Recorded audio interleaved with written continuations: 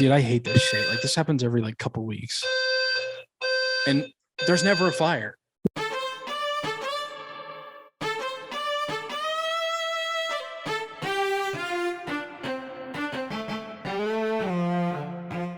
Welcome back, everyone, to Figuring Out the Formula. I'm Kyle, joined with Chandler and Patrick, and we're here to talk about the first Grand Prix of the year. So, how are you guys doing today? Can't complain. You know, we are in for another year of Red Bull dominance. So we'll get more to that. I thought about having a bonfire for all my McLaren gear, but here we are. Yeah, you and me both. Yeah, I mean, it's really just a good feeling to finally be back. The winter is a long 3 or 4 months. Especially if that damn groundhog comes out and sees his shadow or whatever. Yeah. And it takes even longer. And so, it was just good to get back in watching, testing, even though it's really just trials for everybody, it's, still good to start with. And then we got, Drive to Survive and then, the race over the weekend. Based on, if you guys saw anything that interests you in testing, were you guys kind of surprised as to how that ended up translating to, this weekend? Bro, testing was a joke. Testing isn't what it used to be, especially like last year, because it was the brand new rules and regulations. So we didn't know what to expect. Everyone's watching it, and it was actually, they were trying. Yeah. Well, this year, I mean, they had enough sandbags they could keep out the ocean. I mean, They didn't do anything. It was, Ferrari ran like half a lap and they're like, all right, yeah, we think it's good. Yeah, it's fine. So it was kind of a joke to me, but I don't know. That's how I felt. Testing didn't really reveal how the rookies would be, that kind of thing. I definitely think the testing this year was a lot different than last year. Just because last year we had a whole new set of regulations, whereas this year it's who can improve and, who can keep ahead. And I think a lot of things people were watching out for were, is Mercedes going to resurge? Is Ferrari going to keep dominating along with Red Bull? Mm-hmm. Can, McLaren improve? Can, people even all the way at the back, like Williams, improve? But like you said, everybody's still trying to hold their cards close to their chest. So we couldn't really find out a ton from testing this year, at least. Everybody was on different programs and things like that. And, we could try to piece together things, but at least from my perspective as well, there really wasn't a cohesive kind of picture coming out of that. Yeah. The only thing that you could really tell if someone was improving was, if you look at their qualifying time from Bahrain last year, and if they were better than that this year, then okay, they improved, but you still didn't really know by how much. But other than that, can't really tell that much. We especially, the drivers are in it. And it's another weird thing too, is because, you're not getting full out laps because the way that they split up the sessions, a bunch of the drivers basically did a full day, both morning session and afternoon session. That's 158 laps in a Formula One car. You're not going full out. I mean, there's just no physical toll on that amount of G forces, that long of time. No. You're not expecting them to like go flat out. So, we were able to tell, you could tell if someone made an improvement, but you just couldn't tell by how much. Yeah. I mean, the big changes were the side pods this year. So the side of the cars, a lot of the competitors, a lot of the teams took a page out of Ferrari's book where they have like the deep crevice on the side, Yeah. The bird baths. Sure. I guess that's what it's called. I don't know, but it's instead of like Mercedes has a like flat sidewall. Well, the Ferraris and Haas's and Aston Martin this year, they all kind of have like an indentation in between the side pods. So it seems to be working. We'll get into that more later on, but it seems to be working. I think Mercedes kind of, I don't want to say doubled down with the no side pod, but they were one of the, they were the only two. Yeah, but it wasn't as flat as it was in testing this time last year, but they did not increase it much. Yeah. They didn't add toilet paper to the bra, Not at all, but hey, whatever. We're going to get into practice. So this year we're setting up the podcast to be in the formation of the race weekend. So we're going to have practice and we're going to have qualifying and then we're going to have the race. Practice is obviously we're going to talk about the week before, any drama, anything like that happened. We'll go from there. Then we'll go to qualifying, talk about actual qualifying during the race weekend. Again, any drama that happened during qualifying day, that kind of thing. Finally, we'll talk about the race and everything with that. Then we'll follow up with our picks for the next Grand Prix. So for practice for this past Grand Prix, I think the number one thing we're going to talk about is the fact that Lance Armstrong Stroll, we didn't even know if he was going to race. That was the first dramatic thing that happened this year. I mean, he barely completed testing and then he fell off his bicycle. He didn't right off testing. Oh, he didn't. I thought he started at all. Felipe Drugovich was did it all. Yeah, that's true. Yeah, and so that was a big thing. I thought he had missed the end and then moved. No, he pretty much just missed it. And I think they had talked about it on the Sky Sports coverage, talking to him in the booth, because, Drugovich is getting prepared because everyone says, okay, he's going to start. Lance Stroll broke both of his wrists, which sounds pretty bad if you ask me. I might have downplayed it with just falling off a bicycle, but whatever. And then, everybody comes back and they're like, okay, Drugovich is in. And then all of a sudden Aston Martin's like, nah, bro, Lance is taking his seat back. Of which, I'm not a medical expert and I don't know if maybe they really weren't that severe of broken wrists, but I think it's pretty hard to drive an F1 car with two of them. I don't know. There were talks about him having metal pins in his arm. Yeah. I mean, it was pretty serious, but what I saw during qualifying and the practice runs, Lance would, as he's turning right or left, he would take his hand off and then push up. So he would literally, instead of just doing this the whole time, he would take his hand off and then push up. Okay. And he was doing that whichever side he was going to. Yeah. I mean, that just pretty crazy. Doesn't sound ideal, but honestly, starting with practice, that's when all the rumors started to come out of, is Aston Martin actually going to be, the real deal this year? Which people were saying, Lance Stroll is still putting in good times with two broken wrists. And so, I definitely think that it was kind of a just wait and see thing because, people can have a great time at or in practice all the time. And it doesn't always translate to the race. But, even him just driving that car to me was really impressive with broken wrists and a broken toe. Yeah. But also in practice, I was kind of mainly just looking at the back of the pack, trying to find out who's going to start to improve, if anybody's going to fall back. And it looks like there's definitely a bigger mix up from what I saw in practice. And then, we obviously were still just kind of waiting because everyone's still trying to just play everything off until they get to qualifying. Yeah, they were sandbagging up until qualifying. Yeah. No one knew who had what, whose stuff was improved, whose was worse. Didn't know what the midfield would look like. So yeah, I was ready for qualifying by the time practice came because it was just testing continue basically. Yeah. Basically testing 2.0. Yeah. Well, it was like 1.5 because it was hardly an update. You know what I mean? Yeah. I mean, honestly, I just didn't really know what to think. Just because everyone's just sandbagging it still. Yeah. But I definitely will say that qualifying did surprise me, which we'll obviously get to in a second.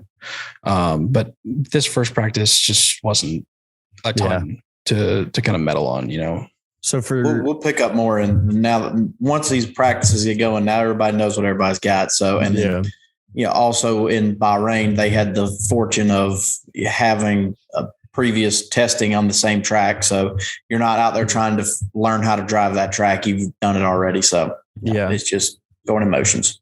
For those listening at home, the practice consists of 3 sessions. So it gives an opportunity for the teams to test their cars for that weekend for like their setups, their specific setups for the track. Also lets the drivers get back into the hang of things, because sometimes it's 2-3 weeks between Grand Prix, which it's, well, especially for Lance Stroll, it's not like riding a bike. You can't just hop on, you have to get into it. You have to keep fresh, whether that's through a simulator or whatever. But these practices let drivers and the teams get back into the swing of things. So before we move on to qualifying, we actually have a brand new setup. It's going to be called Pat's Paddock. Pat's Paddock is a new segment that we're introducing. This is mainly geared towards the newer people. So, if you're brand new watching this, we want to definitely help you, bring up to speed and start to understand, everything we're talking about, and not, have to struggle to kind of piece together everything that's discussed. So it's going to be a weekly segment where I'm just going to review a few different, terms or technical concepts, who people are, their job titles, things like that, rules, pretty much anything under the sun. And we'll just do it, a few at a time every week, just so you guys can kind of understand what we're talking about in case you're pretty new to the sport. And also, if you do have any kind of questions, or if you guys, have anything specific that you want me to review and explain, definitely feel free to reach out to our social media. It's on Instagram and Twitter at Figuring Out the Formula. We're happy to, help out anybody new to the sport with any kind of questions they may have. So for this week, we're just going to start simple. With what actually is a paddock. You're going to hear this term thrown around a lot. And the paddock is essentially the area, essentially from the garages all the way back to the team motorhomes where, they'll meet, have their meals and stuff like that. It's a pretty exclusive area, just so that the teams have somewhere away from fans for the most part to get their work done. And then the other quick thing I wanted to go over was team principals. So team principals, these are the main leaders of your F1 teams. They're in charge of pretty much everything day to day, from the actual development of the car to, what's going on literally during a race. Some of them also function as the CEO of the company for the race team. They're pretty much covering everything under the sun that you can think of. So the current 2023 team principals are, for Red Bull, we have Christian Horner. For Ferrari, we have Frederick Vasseur. For Mercedes, we have Toto Wolff. For Alpine, we have Otmar Satzbauer. For McLaren, we have Andrea Stella. Aston Martin, we have Mike Crack. AlphaTauri, we have Franz Tost. Oh, what was that one for Aston Martin?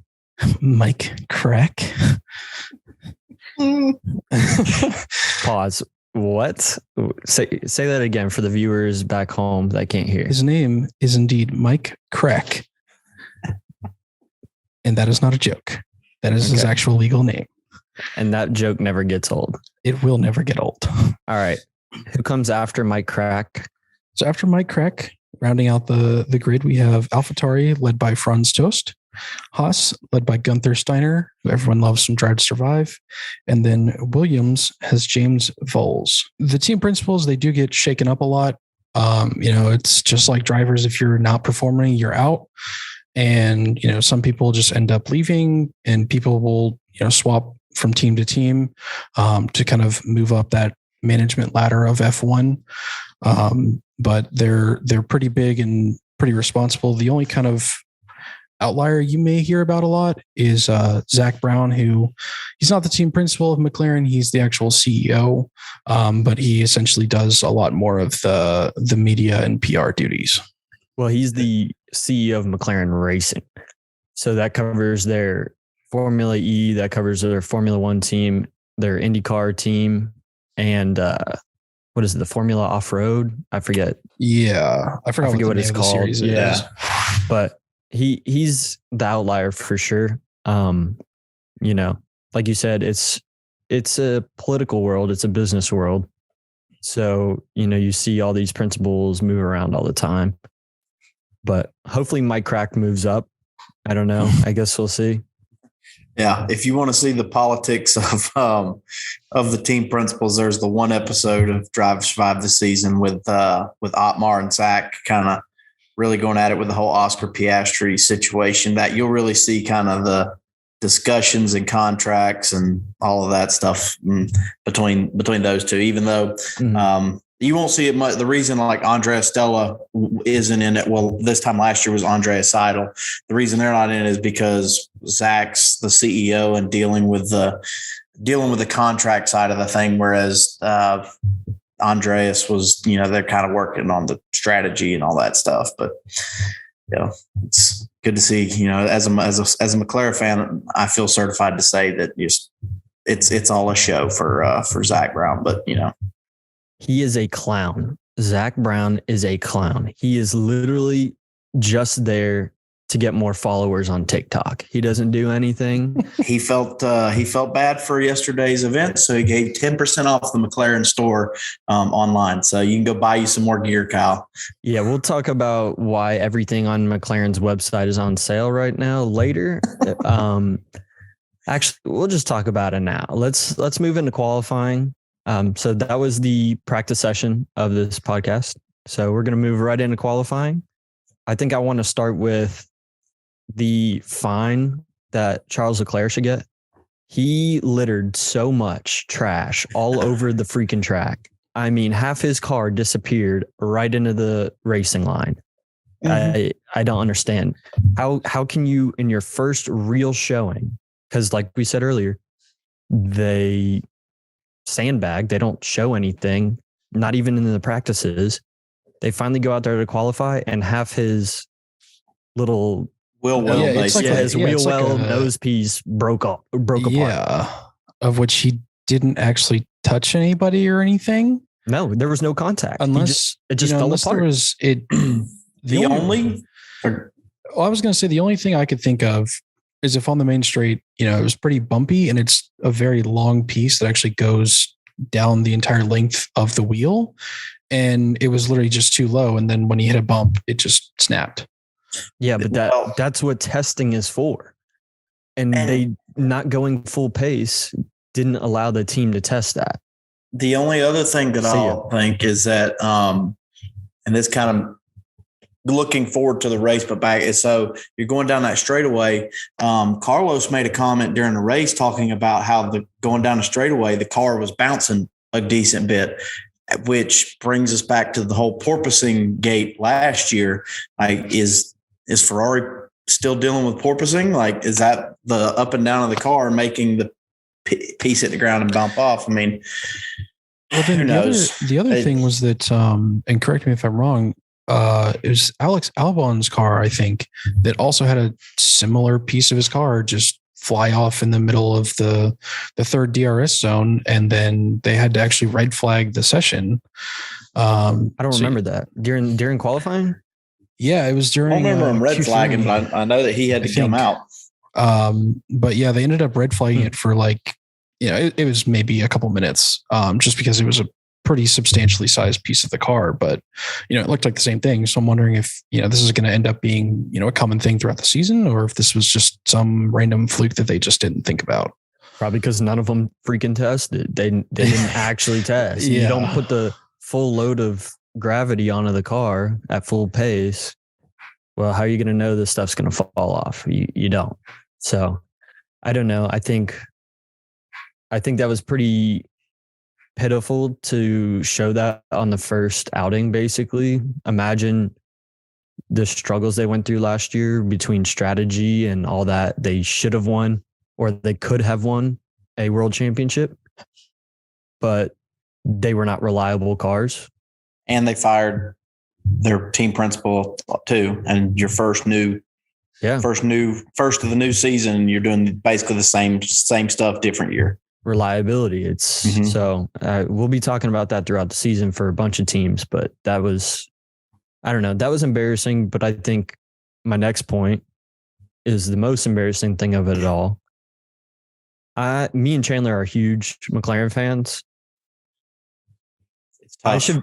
I should Venmo request Zach Brown like $250, $300 so I can get some new gear from other teams, because this shit's going in the trash. I hate to break it to you, pal, but you're not getting that 2 hours of your life back.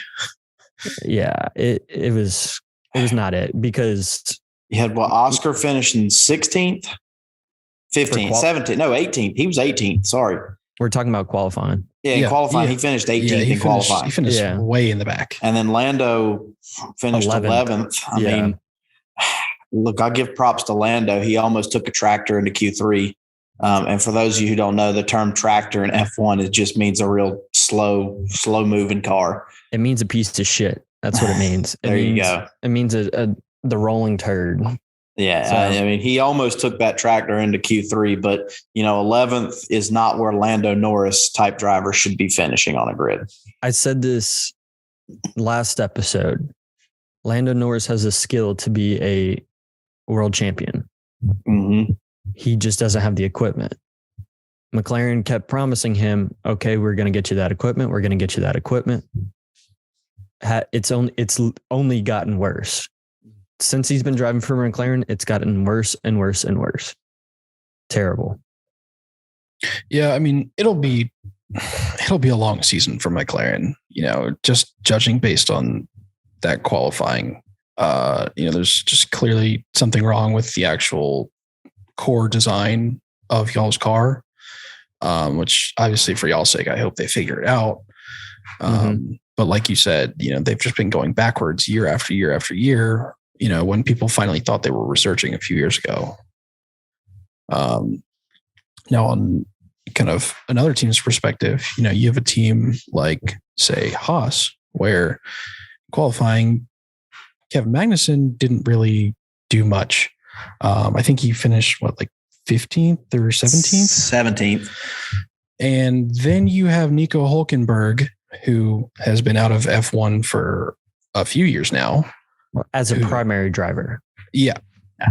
So he drove for Aston last year. Mm-hmm. Didn't Sebastian have COVID or something like that? He was sick. Yeah. Yeah.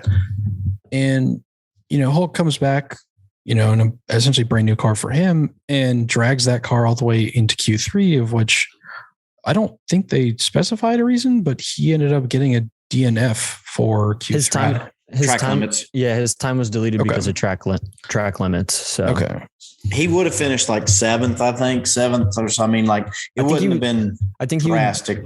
I think he was going to split the Mercedes.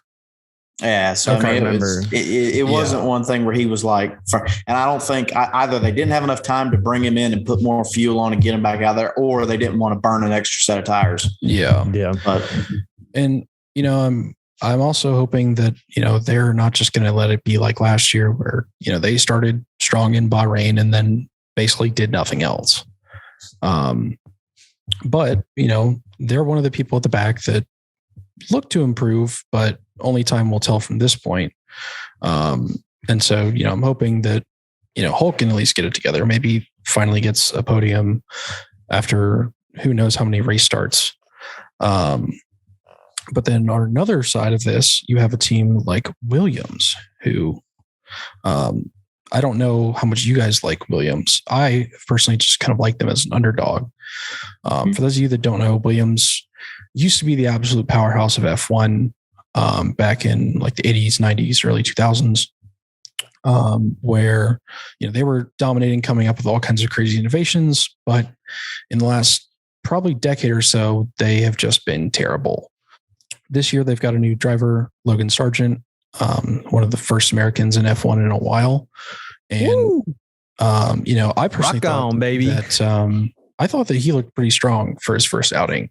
Yeah. And we'll get into it. I do want to, with Williams in particular, I do want to give a shout out to a couple of our listeners who listened to our podcast and then decided we're getting into F1 and kind of asked me to go through their teams. And Pat, you'll get an appreciation out of this, is that after describing the teams and kind of laying out how it was that how you mentioned, they used to be a powerhouse and, they've kind of not fallen on tough times, but I guess everybody advanced past them and when they kind of weren't moving forward anymore. So Nick Villanacci and Jeff Pope, both some Auburn fans who said, well, Williams sounds like Auburn. So we're big Williams fans this year.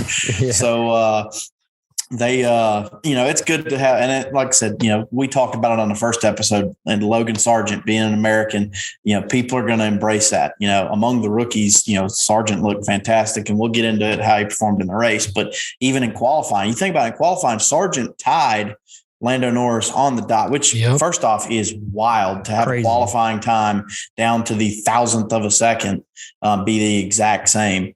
But and due to the fact that Lando posted that time first, Sargent did not get, like, Lando won the tiebreaker essentially.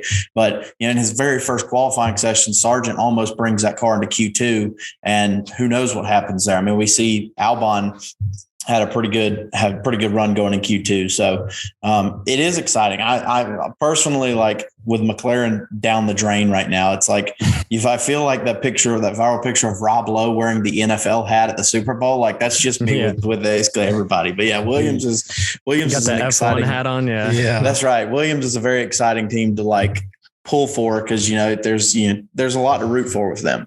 It was pretty close. The whole midfield, we discussed last episode, the midfield, the back of the field, and the front runners. We kind of predicted how close it would be. It mixed up pretty well. Mm-hmm. The only two teams that I think actually regressed is McLaren and AlphaTauri. Yes. I think they were struggling, and maybe it was just because it was the first race. Maybe it's because Zach Brown sucks. I'm not sure. You be the judge. But yeah, they regress. I think the other teams, they're going to have some competition. Haas, Williams, all those guys. Alfa Romeo, I think they have the opportunity. Alfa Romeo, they both their drivers qualified pretty close to each other, right? Yep. Yeah. And if Alfa Romeo can just get their strategy right, they've been historically bad with strategy, with, pit stop timing and, whatever else you think of. They are a Ferrari team. And that's true. Saying. But if they can finally get that together once, I really think they could be the best of the rest. Yeah, I do too. I think Andreas Seidel will help him along with that. I mean, he never really got the chance to show off any good strategy at McLaren because they were back of the back. But, they weren't fighting anyone. No. They were fighting Alpine, but it was not really a fight. Woo! Yeah, that's pretty much it for qualifying. Do you guys have anything else for qualifying? Honestly, I mean, the only other things I have were, the cars are indeed still getting faster despite, what you could imagine. I think Max finished with actually both Red Bulls finished with a sub-minute 30 time, which I think was about a second faster than Charles Leclerc's pole lap last year. Which, it's just Adrian Newey masterclass. And then, other than that, I think this was kind of the first opportunity to see if, the Aston Martin hype train was going to be real. And I think they had a really strong showing, especially compared to previous years. But, we still couldn't tell kind of how their race pace was versus, Fernando Alonso and Lance just, having a good qualifying. The GOAT. He's the GOAT. Yeah. I think what's interesting, and this is something that we hadn't seen, and this take may only last one race here, but if you look at the starting grid, you had Red Bull 1-2. Okay. So those two cars are the fastest, but both of them, like I said, going sub 130. I mean, that's just, those both Checo and Max are both right there. I mean, you got Ferrari as 3-4. Right there next to each other. And then Alonso and Stroll were 5-8, but then again, 6-7's the Mercedes. Yep. So you have a lot. Yep. And then, like you said about Alpha earlier, Alpha was at 12, Valtteri was at 12, and Zhou was at 13. So 12, 13.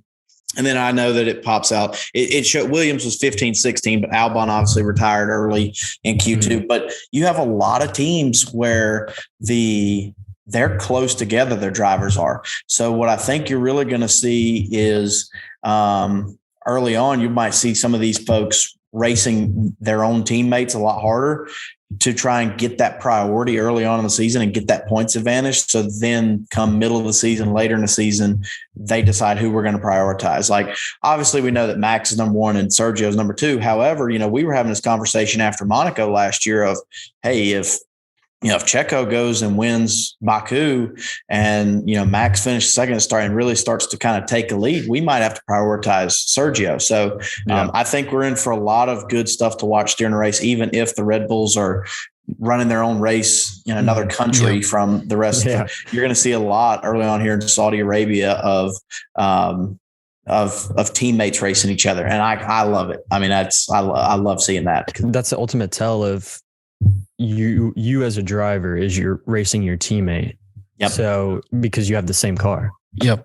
Obviously setups could be a little bit different depending on what the driver wants, but it's the same car, same manufacturer, same everything. Yep. The only difference is the driver. So equal machinery. Yeah, basically. So that is something to think about. Hopefully there's good racing. I think there will be, but so that's the qualifying aspect of this race weekend. Let's move into the race. You guys, what do you think? Let's stop by Pat's paddock one more time. Okay. So coming back to Pat's do you guys have your paddocks pass? Oh, dude, that'll one day. One day. Only $14,000. Yeah, it's only somewhere from 7 to. We need your help. We want paddock passes. So please like, subscribe, rate, review. Let's. Yeah, right. So coming back into the paddock for a second, I wanted to just kind of explain to our new viewers what DRS is. You're going to hear this term a bajillion times in every race. So DRS stands for drag reduction system. Around the track, if you look at Bahrain, I think there's 4 DRS zones. They're essentially always going to be just the long straights on the track, where if your car is within 1 second of an interval to the car in front of you at the detection point, that's right before the DRS zone starts, you can press a button on your steering wheel and it'll open up a flap on the rear wing, which will thereby reduce the drag. You then get an advantage over the person in front of you, and usually they can use it to get an overtake or at least just close up to make an overtake later in the lap. Are there any limits to how many times you can use DRS? So there's no limit, essentially. It will automatically shut off as soon as the driver touches the brake or reaches the end of the DRS zone. Now, another loophole that sometimes gets exploited, which we saw Fernando Alonso do, is you can be within DRS range and they'll still make the initial overtake going into the zone, and then they still get that DRS advantage to pull away. So even though they passed them before the zone, they still get to use it because they reach the detection zone? Yeah, so even if they are behind when they're at the detection point and then they still pass them, early in or beginning of the zone, they can still go past them and then still get that DRS advantage. It doesn't matter, if say I'm 0.1 seconds behind the DRS detection zone and then I make my pass, I still get the DRS down the main straight or, whatever straight you're going into. Sweet. Yeah. I think that's something that people should know about. I mean, it gives the drivers a huge benefit. It's hard to pass even with the drafting and all that. So without DRS, there would be far less passes. Yep. And I know that, and that's great topic to bring up, just because I know that a couple of people asked, they watched the race and this may have been their first race this weekend, and they're curious, like, well, wait, where did the rear wing go? And why is his rear wing missing and his is still there? It's like, yeah. So there we go. We got a good explanation so that people kind of understand that. Speaking of wings and all that missing for the race, I think the crazy thing was Lance Stroll actually racing with his broken hands, broken wrists, and broken toe. He raced, and on the first lap, he bumped into his teammate, Fernando Alonso. I mean, it's a tale as old as time. When I saw that, I was like, oh, God, they had so much pace. Had history. They have history, too, of bumping into each other. I know that in Austin, there may have been some times before it, but I know definitely in Austin, Texas, when we were out there, I think Lance just ran right through or ran right into Fernando Alonso. It caused his mirror to fall off. So, they have history, and we see it on turn 3 of I think it was turn 3, maybe even turn 2. But we see that come to Clem. We're like, oh boy, here we go. Is this a full season of this? Like, the crazier part of the whole thing, Aston Martin didn't tell. Yeah, they didn't tell Fernando Alonso who hit him. Fernando's like, hey, they can't do that. They hit me. Someone hit me. And the team's like, yeah, well, we know that because it's us. Sorry, we're not going to say anything, but sorry. Well, I end up listening to the over the line radio. So kind of the live blog. Formula One app does a great job of posting their live blog, and they'll post team radio clips. And at first they were like, well, we think it might be Lewis. Like they're looking at each other on the pit wall. They know it wasn't Lewis. Yeah. They're like, it might have been George. We're still looking into it. And then as they come over the line with the podium, they like Fernando's like, yes, so excited. I'm so proud of all of you. And all right, cool, good job. And they're telling us, all right, we'll bring your car down to this temperature, try and cool the car down. You're going to bring it here. By the way, on turn 2 of lap 1, that was actually Lance that hit you. He was bad. And they did say, and I, looking at it again, I don't doubt that it was the case. They said like Lance was battling. I think it was George or Lewis, one of the Mercedes they were battling. So, I mean, they were battling. I mean, it was still looked like a dive bomb to me, but it wasn't like the dive bomb in, was it Hungary 2 years ago where he just right into the back of everybody? El Torpedo. Yeah. So, they finally told him and he was just, oh, okay. Well, in the back of his head is like, Fernando's like, thank God that I got podium or else I'd be worried. It's like, well, I mean, it's better to ask for forgiveness than permission. That's right. But especially with Fernando. Guess what happened between laps 2 through 4? We don't know because they were showing a freaking replay, a full screen replay. I mean, don't get me wrong. I love the fact that there are no commercials, but have they never heard of a side-by-side picture-in-picture something? Because we missed 2 whole laps. And at the beginning of a Grand Prix, where they're all bunched together. I mean, they're all bunched together. That's where all the great racing is. And we missed 2 whole laps because of it. Yeah. Which, what can we do? Other than, hopefully we can complain about it. Hopefully whoever's the F1 TV director, can get it together. Because for those of you that haven't been watching F1 for a while, this is kind of a recurring thing. Of which actually the last big one, I think 2 years ago, was Lance Stroll crashing in Monaco, and they just kept cutting back to commercials. And hopefully they're learning, but it doesn't look like it. It does not. I don't know. Like I said, it's just frustrating because you can have the replay. Like everyone wants to see the replays, especially right after the start of the race to see all the crazy moves that happen. Mm-hmm. Yeah. But I want to see the racing too, the live racing. They put a picture in, and then it's golden because then I can watch them both. Or if something crazy happens, I'll look over to the left side of the screen. You know what I mean? Exactly. It's really not that difficult. So that frustrated me, but it is what it is. Now, I think the only thing that may have been more frustrating than that at the beginning of the race was Esteban Ocon's start. So Esteban Ocon pulls too far forwards in his pit box. His team can't talk to him. That's a rule in F1. The pit wall can't talk to the driver on the formation lap. So he doesn't even know that he's too far forward. He goes around, immediately essentially has to pit, and then they don't serve the time penalty he was given for starting too far forward correctly. How much is the time penalty normally? I think they give him. That was 5 seconds. 5 seconds. So, and I don't know. I think it might have been he was a little bit too far to the right as well. Yeah, he was too far in front of the box and too far to the right. Yeah, he was outside.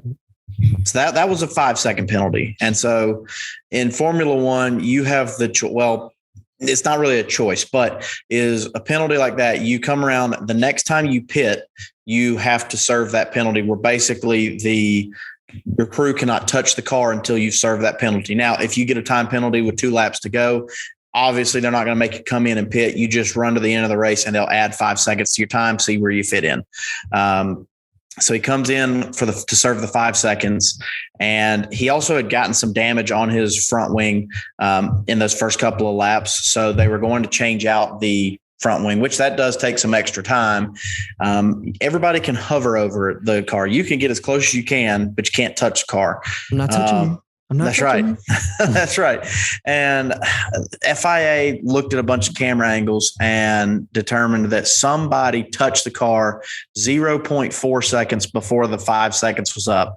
So therefore, they changed the car. They go out. FIA was investigating it, realized that he didn't serve it correctly. So boom, there's a 10-second time penalty. So has to come back in.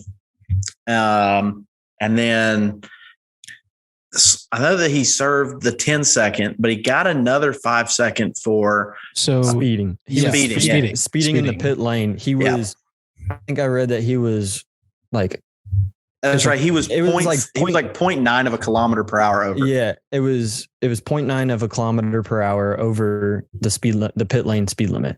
I think his car was pretty bad. Yeah. I mean, it was pretty much over after the first pit stop. He had how many? 5? Yeah, he had 5 total, which honestly, I kind of wonder what the race record is. Maybe we'll check back in on that next week. But I think they pretty much just gave up on it and we're like, we're just going to do some testing with the car at this point because we can't keep just coming in for a pit stop and racing, but we need to use this time that we have. Well, you know why they didn't retire him right away? Because not long after Lando had engine issues, Piastri had issues. I checked. It was lap 11s when Lando came in, and then lap 15s when Oscar came in. So, yeah, what exactly happened with Piastri's car? So I don't think they knew exactly what it was, and I haven't seen anything today that they've released any more reports over it. But basically, he was saying that he couldn't shift. It was basically lost all power.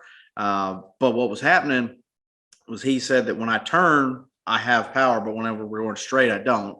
So they assumed something was wrong with the steering wheel. And now, mind you, these Formula One steering wheels are like $30,000 steering wheels in itself. Like they're super expensive, high technologically advanced parts. So they said, bring it in. We're going to do a steering wheel change. Now, this is something that we have not seen very often at all. Ironically, I think the only other time I've ever seen it was when Lewis Hamilton was with McLaren. Yep. But basically, drivers do practice this just because it has happened before. So the plan was to come in, bring him in, and Lewis's steering wheel change is perfect. I mean, you pull it off, give it to the right. As he's handing off the steering wheel, the mechanic is putting it on and he's ready to go. It didn't go that smooth first off. It took the mechanic a couple tries to get it in. But then on top of that is that even when they put the new steering wheel in, it didn't come on. So they had to say, okay, power down the car, 5 seconds, power it back up. Did that, and it basically gave him the Windows blue screen equivalent. Like that's the meme going around on social media. Yeah. And basically what he was saying is it was still when he would turn the wheel from top center, it would be perfectly fine. But whenever he was going to sit still, it cut off. So they thought that was something with the electrical problem that they couldn't fix on the track. They would have to open up the car and get into that. So that's kind of the last we heard about Oscar's issue. So it wasn't actually part of like the gearbox. It wasn't the issue of him shifting. It was more electrical, right? Correct. They were pretty confident it being an electrical issue. Which for the first race of the season, again, is a disgrace. Yeah. So although it's not just McLaren with electrical issue. I don't know. We will dip more into Ferrari here in a little bit, but what seemed to kind of go a little under the radar is that before we even started the first race, Leclerc had to replace a couple of power reserves and had already used one. So basically his first one wasn't working. So they replaced it after qualifying, and because I guess it didn't hold a charge or something like that. So it got them through qualifying, but they noticed that, they went to go crank up the car and it was weak. So they used one of them. Now this component, the drivers, they get 2 per year without taking a penalty. So he's already burned one of them before we've even raced the first race of the season.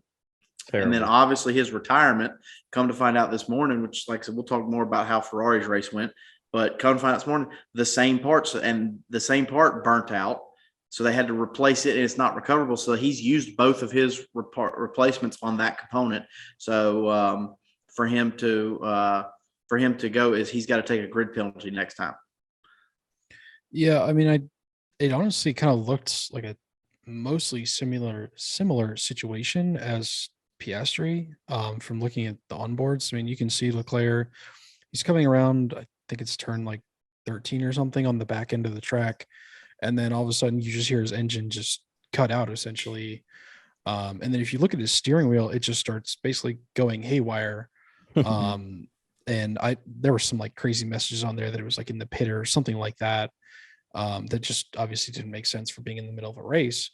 And then actually, if you had looked when he got out of the car, there's a light like above the driver's head that tells you if it's like safe to touch the car from the electrical components, but it was actually just red because it was just dead.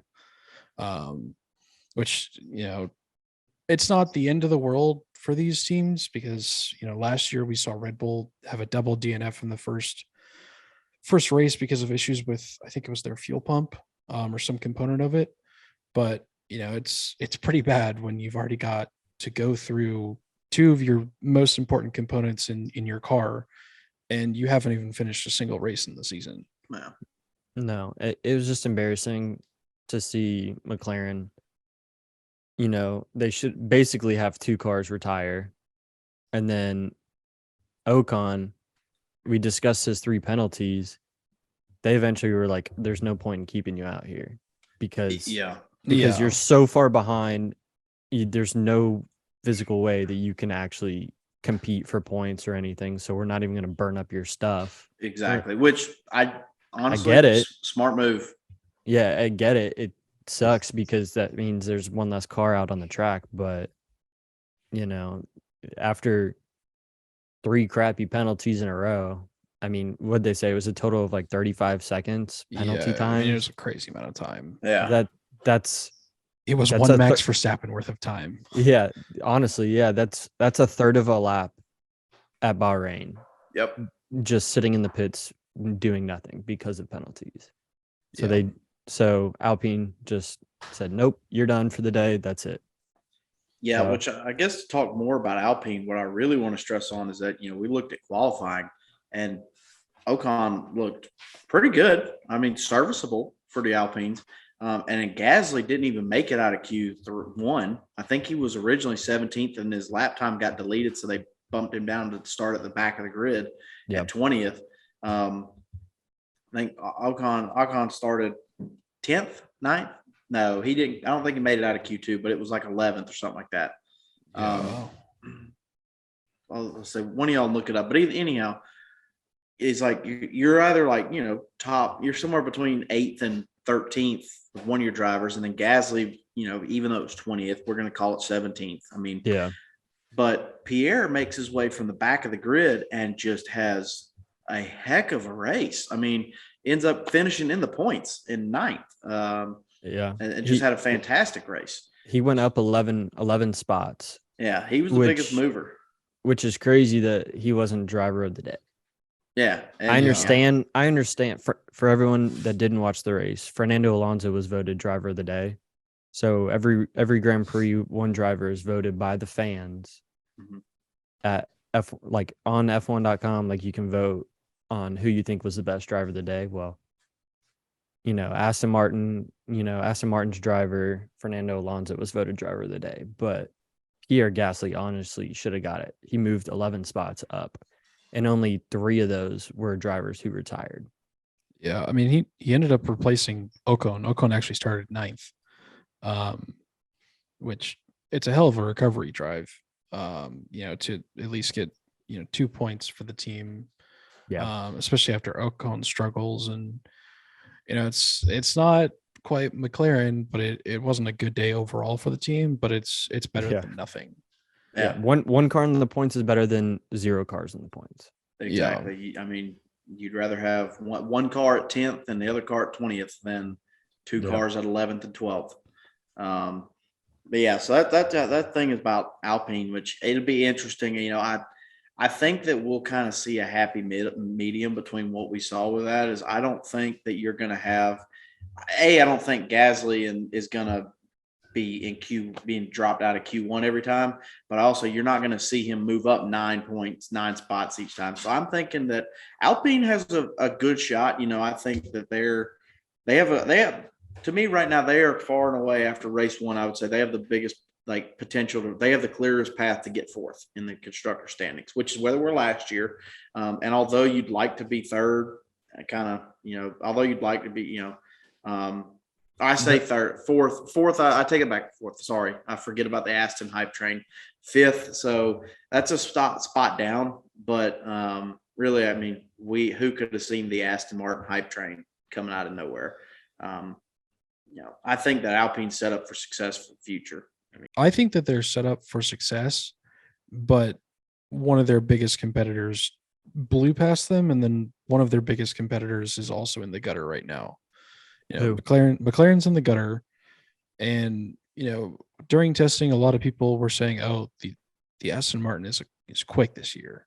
They've really improved a lot." And people thought it was just other teams just sandbagging it, and Aston Martin was just trying their hardest, and it wasn't actually their true race pace. But they actually proved pretty much everyone wrong this week. And like we were talking about earlier with Lance Stroll and his broken wrists, he had a very good race, especially with, like we said, 2 broken wrists. 6th place is yeah. I mean, that's probably the best result you can imagine for his car. And then you have, on the contrary, his teammate, Fernando Alonso, who, if you ask me, El Plan might be in motion. He finishes on the podium. It was his 99th podium, which is crazy. Which it's a massive result for a team like Aston Martin. They've been scrapping away through all their iterations under previous owners and things like that. But this might actually be the real deal for them. They might actually make their breakthrough and be able to compete with, it looks like this year they're competing with Mercedes, who they buy their engines from. My biggest thing is when people are like, "Oh, Aston Martin can compete with Mercedes." They can compete for second place. Yeah. Yes. Look at Ferrari. We just discussed Charles Leclerc's issues with parts and reliability. Well, if Aston Martin stays reliable and their plans are good, their strategy's good, third place is not going to be the only podium that they get this year. I agree. Yeah. They may not win any, but they have a real opportunity to. And I think part of the biggest contributing factor to this, potential Aston Martin success is that last year we saw, for those of you that didn't watch F1 last year, Aston Martin was a tractor at the very beginning, and then they decided to make a major change in their concept, and they came out with a car that looked like a green Red Bull car. Aston Martin had actually poached a good amount of engineers. I couldn't list you all the names, but they poached a good amount of staff directly from Red Bull.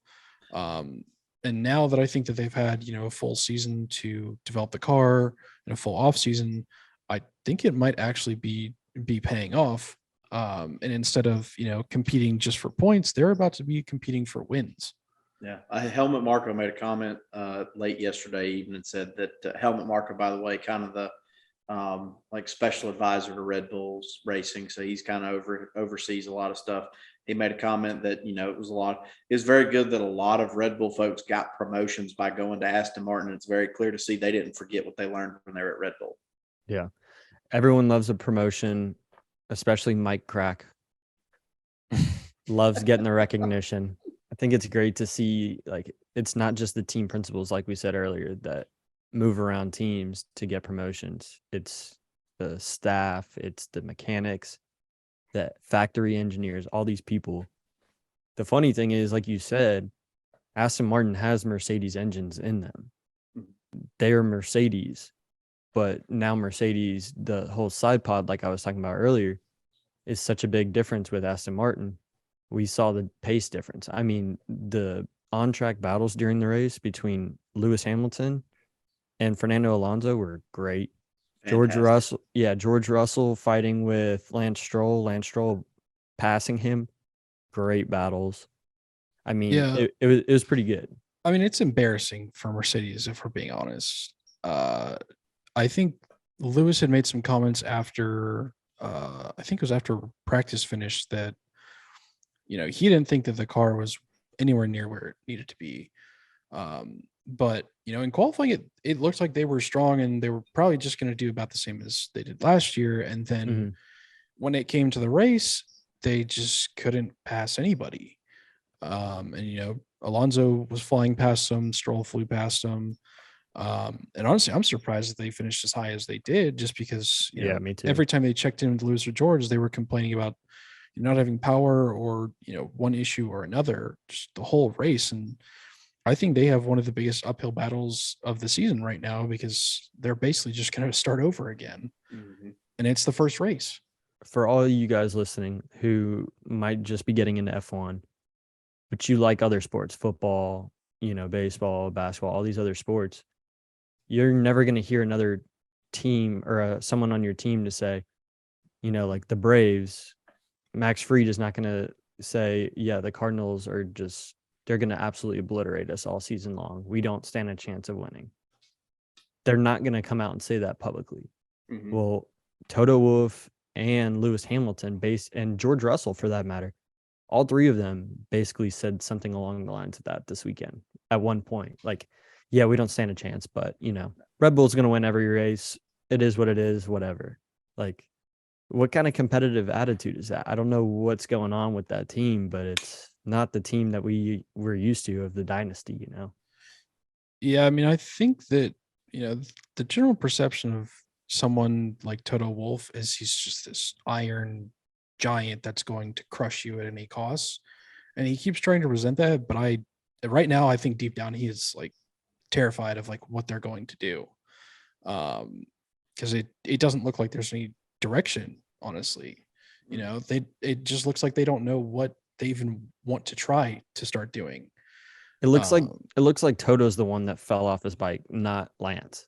Yeah. Just a single tear rolling down his face. It's kind of scary because, these regulations that rolled in last year basically revamped the car. They come out with these every so often. We have this again coming up in 2026. So we're going to have this generation cars for 23 seasons, 24. We got 3 more seasons of the car like this. Yeah. At some point, like, you hear it enough where like you have your own drivers saying, we're not competitive, all that stuff. It's almost like they've already kind of sold for these next 3 years and are like, you know what, we'll take fourth until 2026. And by goodness, we're going to come out swinging with that 2026 car. And it's kind of frustrating. I mean, yes, you really, some people get tired of the dynasties and all that stuff. However, I mean, like, it's like somebody made a meme today of like from The Incredibles, whenever like the villain took over and was just like, oh, you freed us. And the new villain was like, I wouldn't say freed you. I would just say under new management. And it's like, we're in for a Red Bull dynasty for this, 21 season through the 25 season at this point. And I'm not going to say it's not good for the sport, but I mean, this is really the only sport where we'll sit here and we'll all be so enthralled and tuned into a 2-hour race, and we won't even see the number 1 and 2 car because we're watching all the other stuff, because that's where the action's at. Which I'm fine with. I'm fine with that too. No, I mean, you got to go where the action's at. As long as they're not showing replays during the live action, then it's fine. It's just like for some people who live and die on who's going to win the races, that might be a turnoff to the sport. I mean, that's why it's, I think that the Drive to Survive pretty good at showing as many people as also, and kind of, what we're trying to do is open the light to basically the whole sport. Yeah. Well, the thing is, that's pretty much what had happened before 2021 is Mercedes ran away with everything, and it kind of sucked from what I gathered from people who had watched F1 at that point. And I'm a Red Bull fan, and I love when Red Bull wins, but I don't want it to be, by a minute and a half or 30 seconds or whatever. Like, I want us to actually have to, compete, because it's actually more rewarding, at least from my perspective. And, the other thing is that, well, I don't know if you guys had heard it. I think I talked with you previously about it, Chandler.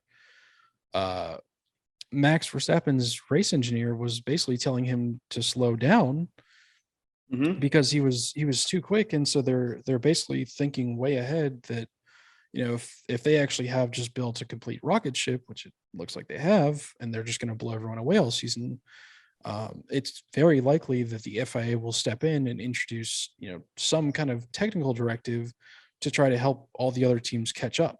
Yeah. Which it's kind of just an annoying thing to watch to me. Because, I want to see great racing, especially at the front. But I also want Red Bull to crush everyone. So Formula One is different than NASCAR and IndyCar and all those other motorsports because it is so focused on your engineering. It is science based. We have to do this.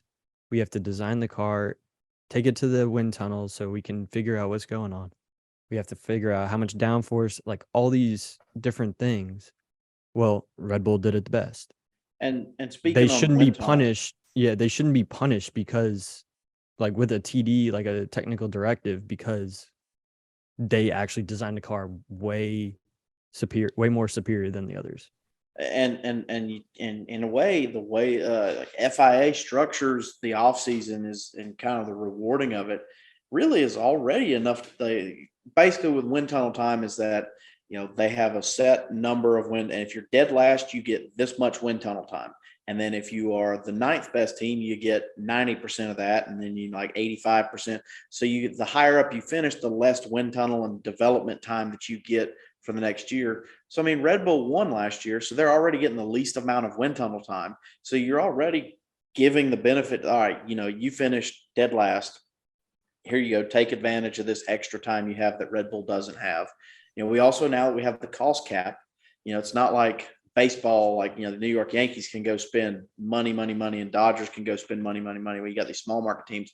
We have a set budget, and you have to stick to it. You have to stick under it unless you're Red Bull and go get some extra catered meals. But, FIA has done what they can to level the field. I hate to see it come down to a technical directive, but hopefully it doesn't. That's just how the emphasis, like the end all be all of this, is just how much of a rocket ship on rails that Red Bull has. Adrian Newey is a, like, goes in the Motorsports Hall of Fame, like in a class of his own. Yeah. So the podium finishes, those are the top 3 finishes for the race. In third place was Fernando Alonso. In second place was Sergio Checo Perez. And then in first place was 2-time world champion Max Verstappen. This Bahrain Grand Prix was great to watch. Not only because, it was good racing, which it was for the most part, but we're back, baby. We are back. And the rookies are here. Can I talk about the rookies for a second? Yeah, So with the rookies, we've talked about Oscar a good bit. He had 15 laps but he started in 18th, and in 15 laps pushed his way up to 13th. So he had gained 5 spots in the first 15 laps. Was actually had some good racecraft going. Logan Sargent, the American, pushed up from 15th all the way to 12th. He led all the rookies. That was a heck of a drive. He wasn't ever going to challenge Yuki. I think the way that the pit strategies worked out, he wasn't racing for 11th at the end, but he still, he wasn't, but also from 13th, he wasn't having to worry about fighting for 12th either. Kind of, a very solid for your first F1 race. First time we've had an American in 10 years. And like he even said in his race reaction, like that, he got what he wanted out of the car. That's what you want. Honestly, I think that had he not been lost on that tiebreaker and been put into Q2 and started a little bit higher up the grid, there's a chance that Williams could have had double points with the way he drive. You look at another rookie was, Nick DeVries, which this wasn't his first Formula One race. He raced for Williams last year whenever Alex Albon or Latifi that got sick. But anyhow, I think had COVID or something. So he raced for Williams. And last year, I don't know if for those of you who watched last year, he actually finished in the points for Williams. A top 10 finish. A top 10, and actually had to have someone help him out of the car just because not out of shape, but how much different an F2 car is from an F1 car is. This was his second F1 race, and he actually moved up from, I believe, 19th to think it was like 16th or he finished 14th. 14th. So he moved up, and then he started out 19th. So he had a good move too. The thing that actually is very interesting on this one is that late in the race, they probably had about 15 seconds in between Yuki, who was in 11th, and De Vries, who was in running in 14th at that point. And they could have double stacked, which for those of you who don't, double stacking on a pit stop is basically you bring one car in, change the tires, they're going, and the other car is right behind where you change their tires and they keep going. Ferrari pulled off a perfect double stack early in the race that honestly made me think, oh boy, they have fixed the problems. Yeah. But anyhow, they left Nick out. He could have double stacked and actually really could have been, it would have been him and Yuki fighting for 11th.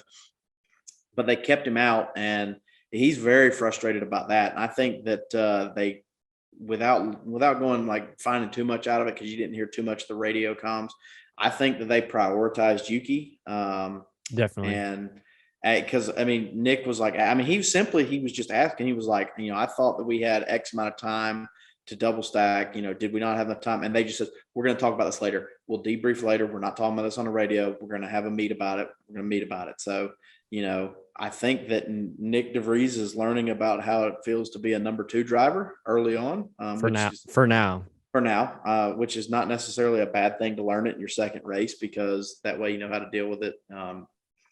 But the rookies all they were just top notch. I love it. I love young talent coming in, because you've got obviously Fernando and Lewis, and do we throw Checo in as kind of an older veteran? Yeah. They're old bucks. Yeah, the 3 of them are like veterans. Who's going to take their place whenever their time has come to step aside. And to see that we had 3, 2.5. I mean, Oscars would have been a third good run, but 2.5. you have 2.5 good solid runs from the rookies. I mean, the future of the sport's in a great place, and I'm excited about it. For sure. Pat, any final thoughts on the race? There's definitely a lot of storylines, just like there were last year.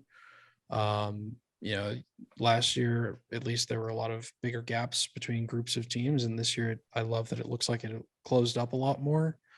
But, it'll be really interesting throughout the season just to see, who can learn from their mistakes and who doesn't. Hopefully McLaren can get it together. I'm really hoping that, Williams stays strong. I love their performance this weekend. And, I'm hoping that Ferrari doesn't just continually have reliability issues. Now that they'd also gotten rid of their strategists from last year, I hope that they don't make blunders like that, so we can have a fight at the front as well. But, only time will tell. And, we're on to Saudi Arabia next week. Can't wait. Saudi Arabia, the fastest street circuit. Yeah. We get to see the new package too. So that's a little bit of a change up that we'll get to kind of still see for, basically, and similar to NASCAR, how they have different packages, when you get to different types of circuits, we've got a street circuit, so it's going to be a lot narrower. It's not wide open with the gravel traps. You've basically got runoffs and you got walls. That's all you basically have at these street circuits. And the Jeddah circuit at Saudi Arabia is the fastest street circuit. I think it's the second longest circuit in distance, only behind Spa. But even though it's the second longest distance, the lap times, the qualifying times are very similar to what we saw in Bahrain. So a lot faster moving. I think they said that that tops out, you can top out 250 kilometers an hour, which is unreal on a street circuit. Yeah, for sure. So we're going to see a lot tighter racing this week or next week.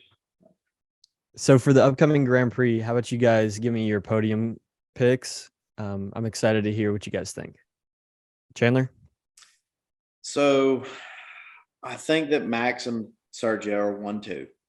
The order of that, probably going to be Max number 1 again. They're not going to make Sergio give the position back, but I think that in the pit stop strategy, if he gets out to a hot start, the pit stop strategy, they're probably going to, try some different things, and it probably will work out in Max's favor. Sergio will be second. It's really hard for me to not say Fernando another podium. The reason I say that is because this circuit is a lot quicker, but also for a street circuit, there's a lot of straight line. And what we noticed, especially on the straights, is that Fernando was able to pass Carlos. Like the battle with Carlos was very short lived. Carlos's tires were bad though; they were done. So yes, but I think throughout the race, you saw Fernando slowly making progress on the Ferraris. The only maybe, and again, this might have been due to bad tires, was that Lewis was gaining on Ferrari on the straights, had a little more straight line speed. But I'm going to stick with the same podium we got this week, to be honest with you. I think there'll be a shakeup a little bit. I think that Leclerc is fourth and Lewis versus Carlos in fifth and sixth. Yeah. So I definitely think Max is going to win. He's just too good, and that Red Bull car just looks too good. For my second place, though, I actually think Charles Leclerc is going to get second next week. A lot of their issues with catching the Red Bull this week, at least from Ferrari's perspective, they just said it was down to a bad setup. So I definitely think that's something they can correct. And last year it was a pretty solid duel between Verstappen and Leclerc, and I think that's probably what's going to happen again.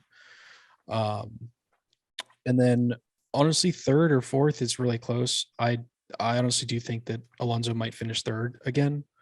And then I just don't feel like Saudi Arabia is his track, so I think that Checo's going to end up finishing fourth. Yeah. He's just I don't think he really likes that track. He got pole there, but it just doesn't ever really look like he's been in a position to compete when we've been in Saudi Arabia. No, I get that. I think for me, my pick for the upcoming Grand Prix, my podium is number 1, Charles Leclerc. And then number 2, I think, is going to be George Russell.